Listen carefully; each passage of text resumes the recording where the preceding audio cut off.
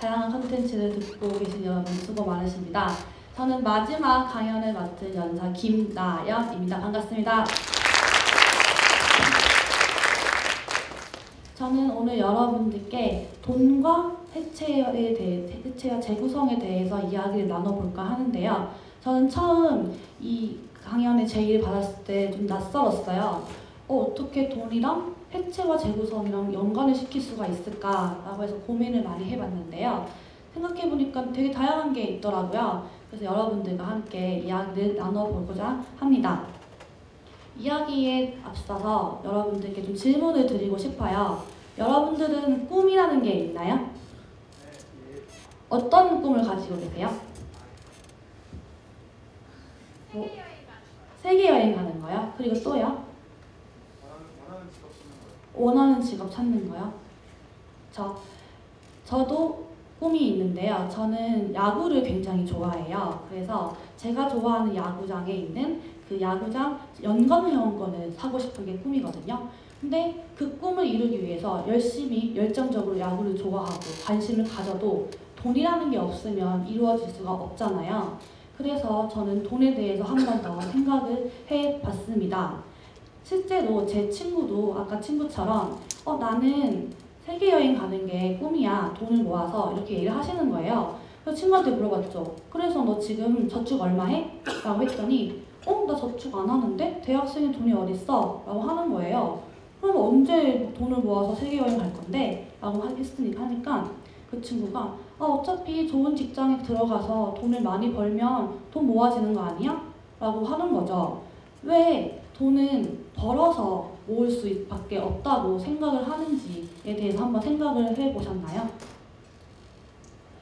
여러분들과 함께 그러한 이야기를 좀 나눠보고자 합니다.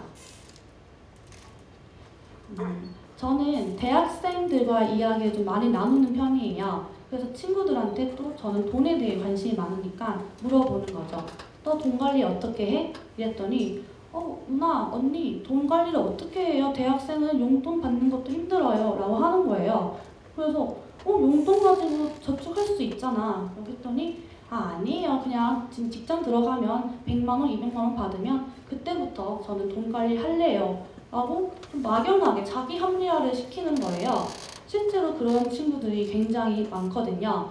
그래서 저는 여러분들과 그렇게 소액이 있는 돈, 100원, 200원, 또 1000원, 만원 단위도 충분히 돈을 모을 수 있다는 그런 거에 대해서 좀 이야기를 나누고자 합니다. 그렇다면 저는 뒤에 보이시죠? 통장이에요. 전 통장에 대해서 오늘 좀 나눠볼까 하는데요. 여러분들은 통장을 몇 개 정도 가지고 계시나요? 3개. 3개가 굉장히 많네요. 또 1개? 4개?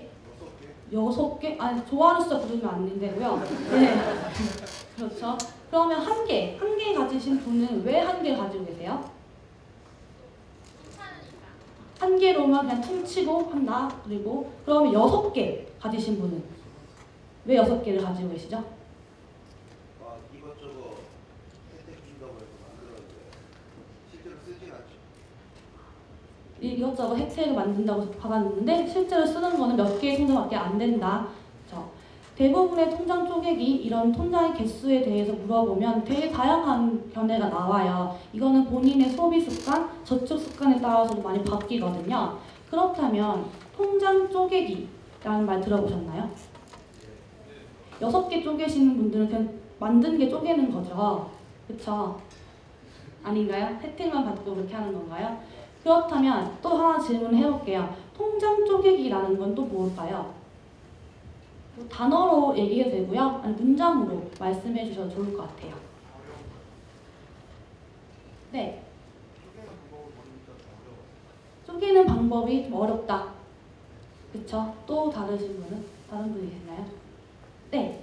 쓸 돈의 용도에 따라서 이제 어떻게 나가는지에 따라서 분류해 놓는. 거의 교과서적인 답변을 하셨어요. 쓸 용도에 따라 목적에 따라 나눈다. 이런 거에 대해서 통장 쪼개기가 있는데요. 대부분의 사람들은 통장 쪼개기를 개수, 숫자에 좀 집착을 많이 하세요. 저 역시도 많으면 좋지 않을까 해서 여러 개를 만들었다가 아니네? 좀 다시 줄이고 했던 경우가 있거든요. 실제로 책이나 이런 데서 보면요. 통장 개수에 따라서 많이 나누라고 하잖아요. 저도 한 4개, 5개까지 나눠본 적이 있어요. 근데 학생이다 보니까 월급도 없죠. 투자 활동도 없죠. 하다 보니까 정작 사용하고 있는 통장은 2개, 3개 정도밖에 없는 거예요. 나머지 통장은 잔고 영원인 통장만 부자인 격이 되는 거예요.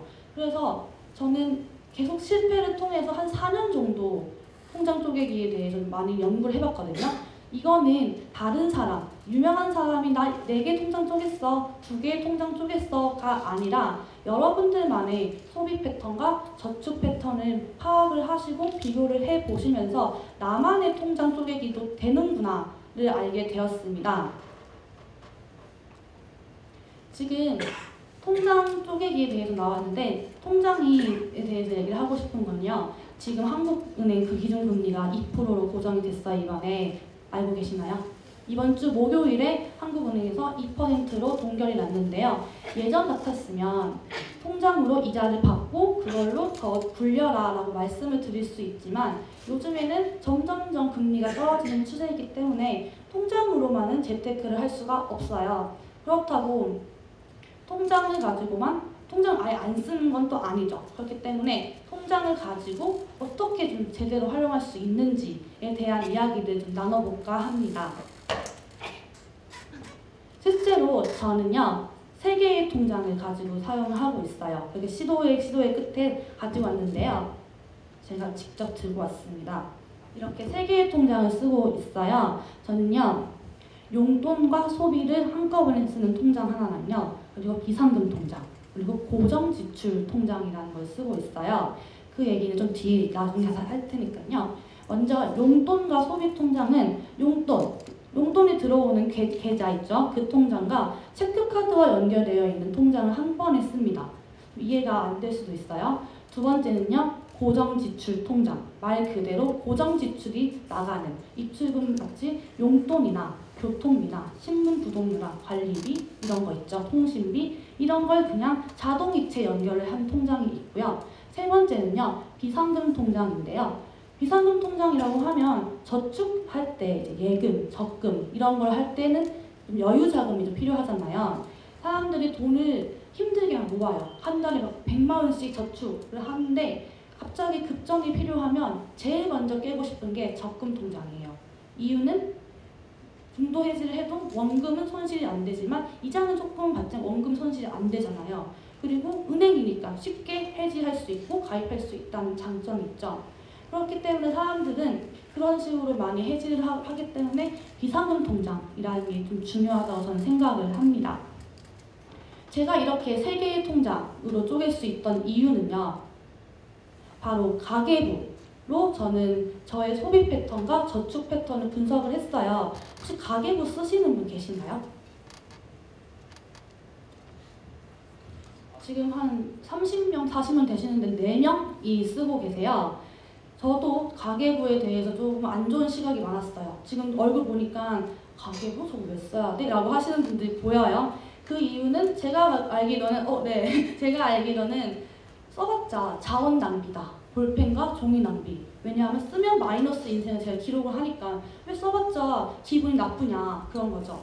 근데 가계부는 금액이라는 것도 굉장히 중요하지만 저는 그러한 분들을 위해서 분류에 초점 맞추고 싶어요. 여기 뒤에 보시면 분류가 있잖아요. 제가 만든 분류인데요. 분류를 좀 많이 타이트하게 쓰고 계시면 소비 습관에 대해서 많이 알 수 있고요. 더불어서 체크카드를 여러분들의 맞는 카드를 고를 수 있는 방법이 있습니다. 실제로 보시면 대분류는요. 일반 가계부에 나오는 분류이고요. 소분류는 본인이 조금 더 집중해서 수정하고 등록하고 삭제할 수 있는 범위예요. 저는요. 혼자 먹는 간식에 좀 집중을 많이 했어요. 제가 돈을 한참 모았는데 돈이 안 모아지는 경우가 있잖아요. 찾아보니까 제가 혼자 마시는 커피가 많더라고요. 혹시 여자분들은 공감하실지 모르는데 그냥 길거리에 가면 커피 향이 싹 나면 저도 모르게 자동문처럼 커피집에 착 들어가요. 공감하시나요? 그래서 저는 또 어린이 입맛이라서 아메리카노 못 마십니다. 가장 비싼 프라푸치노, 그린티 프라푸치노를 막 마셔요. 또 거기에 빠질 수 없는 게 샷 2번 추가를 하고 자바칩 한번 갈죠. 그러면 7,100원이 나와요. 다 마시고 아무렇지 않게 저는 또 혼자 갑니다, 집에. 다음날 또 친구를 만나요. 아무렇지 않게 나 그린티 프라푸치노 샷 2번 추가 자바칩 갈고 이런 식으로 해서 한 일주일에 저는 커피값으로 거의 15,000원을 쓰게 되는 거예요. 아, 여기서 내가 낭비가 있구나. 그래서 저는 혼자 먹는 간식에 초점을 둬서 쓰다가 낭비 체크북을 써요. 예를 들면 한 달에 나는 이제 그린티 프라푸치노를 2번 마시겠다 목표를 설정하는 거죠. 그래서 저는 좀 남는 돈에 대해서 저축을 하는 습관을 가집니다. 그냥 무작정 나 40만 원 모을 거야, 40만 원 쓸 거야 라는 것보다는요, 이렇게 데이터베이스가 있으면요 조금 더 쉽게 몸으로 와닿는 게 있습니다. 이제는 좀 제가 쓰고 있는 통장 시스템 얘기인데요. 이 얘기는요, 여러분들 혹시 용돈이나 월급을 받으면 받기 전 일주일 전부터 좀 마음이 초조해지고 언제 용돈이 들어오지? 월급이 들어오지? 나 3,000원 가지고 어떻게 살아? 막 이런 경우 있나요? 불안한 경우 있나요? 저도 한때 그랬었어요. 그래서 어떻게 하면 좋을까 하다 보니까 제가 가지고 있던 그 3개의 통장을 한번 이용을 해보자 라고 해서 제가 만든 시스템이에요. 보시면요, 용돈 통장과 소비 통장은 한 통장이라고 했잖아요. 자, 간단한 산수 문제예요. 40만 원을 한 달에 받아요. 근데 한 달에 4주예요. 일주일은 얼마죠? 오, 똑똑해요. 그쵸? 10만 원이죠. 우리가 최대로 일주일 동안 쓸 수 있는 돈은 10만 원이에요. 10만 원을 다 쓰면 저축할 돈은 없죠. 근데 그거는 한번 생각 나중에 해보시고요. 일단은 10만 원을 다 쓴다는 가정하에 들어가겠습니다. 용돈 통장에 40만 원을 받아요. 그리고 10만 원만 남기고 30만 원은 모두 고정지출 통장으로 이동을 합니다. 이 통장은 제가 처음에 얘기했듯이 자동이체를 한다고 했잖아요. 그래서 매주 월요일 아침마다 다시 소비통장으로 매주 10만 원씩 이체를 시키도록 했어요. 그러면 용돈 통장에는 10만 원이 있죠? 10만 원 동안 10만 원을 가지고 월요일부터 일요일까지 열심히 사용을 해요. 그래서 정말 잘 살아서 일요일 저녁에 딱 통장을 봤는데 2만 원이 남은 거예요. 10만 원 중에서 잘 사용한 거잖아요. 그러면 그 2만 원은 또 어떻게 해야 할지 고민이 되는 거죠. 여러분들께 또 질문을 드려보겠습니다. 여러분들이라면 그 2만 원을 어디다 놓을까요? 첫 번째는요, 소비통장에 넣는다. 두 번째는 고정지출통장에 넣는다. 세 번째는 비상금, 네 번째는 저축통장이 있는데요. 정답은 없어요. 한번 손 들어보면서 얘기를 해볼게요. 첫 번째, 소비통장에 그대로 놔둔다. 네, 5명 되는 거고요. 고정지출통장에 가서 넣는다. 오, 비슷해요. 그리고 비상금. 비상금은 네, 약간 양심을 마음에 얹고 한번 손을 다시 들어갔으면 좋겠어요. 네, 저축통장. 난 저축을 넣겠다. 네, 비상금 통장이 가장 많네요. 저는요, 이건 정답은 없는데요. 최악의 상황은 다음 주 소비통장에 넣어서 주 10만 원인데 주 12만 원으로 살아가시는 분들은 저축할 의지가 전혀 없는 그런 분들의 생각을 해요. 저라면 저는 비상금 통장에 10,000원 넣고요. 자유적금 통장에 10,000원을 넣을 것 같아요. 비상금 통장은 책에서 보면 생활비의 3배를 넣으라고 해요. 이 친구는 한 달에 40이니까 120만 원이 필요하죠. 근데 우리 학생이나 사회초년생에게 120만 원 여유자금이 뚝 떨어지나요? 안 떨어지죠. 만약에 받았다고 쳐요. 그 받았던 돈을 비상금 통장에 그대로 넣을 수 있나요? 없죠. 1년 정기 예금을 묵혀두거나 아니면 사고 싶은 걸 사잖아요. 그렇기 때문에 저는 소소한 금액을 먼저 쌓아둬요. 그런 식으로 비상금 통장에 10,000원, 5,000원, 2,000원, 1,000원 이런 식으로 쌓다 보면요. 처음에 모으는 10만 원 어렵고요. 조금 더 모으면 100만 원이 되거든요. 그 기간이 조금 더 길지라도 이렇게 모아보시면요. 조금 더 부담스럽지 않게 여러분들의 생활비 통장에 곱하기 3 비상금 통장을 만들 수 있다는 것을 저는 말씀드리고 싶습니다.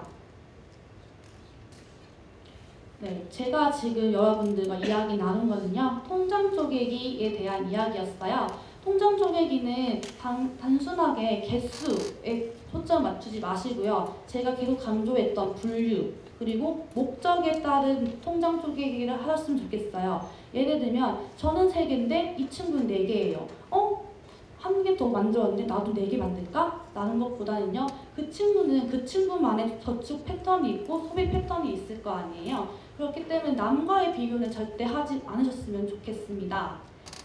여러분들이 꿈과 드림리스트, 버킷리스트 다 있을 거예요. 근데 그게 돈 때문에 여러분들이 막 스트레스를 받는다면요. 그런 거는 잠시 접어두시고요. 제가 같이 공유를 했던 아이디어 있잖아요. 한번 지금 당장 시작을 해보셨으면 좋겠어요. 어려운 거 아니잖아요.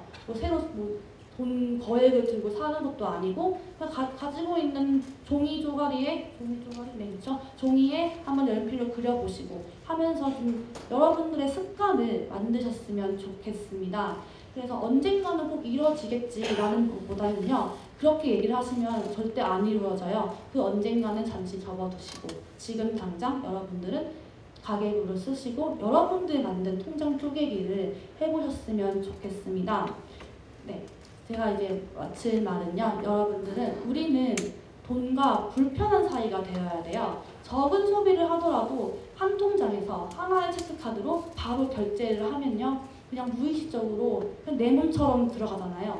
그걸 결제하기 위해서 내가 이걸 써야 되나? 쓰면 이번 주에는 한 5만 원밖에 안 남는데 어떡하지? 이렇게 고민을 좀 해보세요. 처음에는 내가 이렇게까지 살아야 돼? 라는 생각이 들거든요. 근데 그 습관이 일주일, 2주일, 한 달, 석 달이 되면요. 자연스럽게 무의식적으로 돼요. 무조건 반사적인 반응이 나오거든요. 그런 반응이 나오면요. 여러분들도 돈에 대한 스트레스는 많이 해소가 될 것이라고 생각을 합니다. 이제 여러분들 한 분 한 분마다 각자의 통장 시스템, 체계를 만들어 보시고요. 그러면 여러분들만의 특별한 돈 관리 방법 하실 준비 되셨나요? 네, 저는 그러면 이상 마치도록 하겠습니다. 김나연이었습니다. 감사합니다.